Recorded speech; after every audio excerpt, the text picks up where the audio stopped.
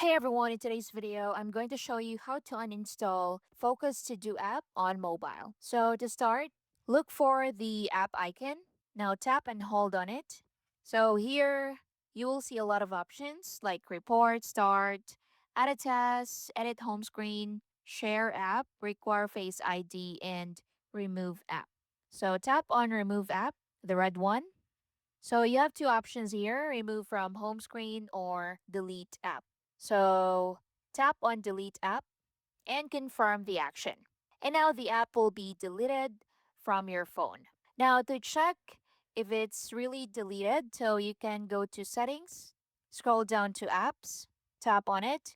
Now in here, look for Focus To Do app, or you can use the search bar. So type in Focus To Do. Now, if no results found, that means the app has already been removed. Now, if you want to install the app again, you can do that. So you can go to App Store. Now, once you're here, go to the search bar and type in Focus To Do. So tap on the first one. So scroll down and tap on Focus To Do, Focus Timer and Tasks. And to install it, just click on the cloud icon right there, the blue one. So as you can see, it's now installing to my mobile. So just wait for it to finish. It only takes a few minutes. And now it's done. So tap on open.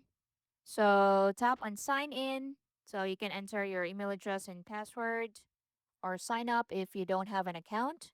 So I'm going to enter my email address and tap on sign in.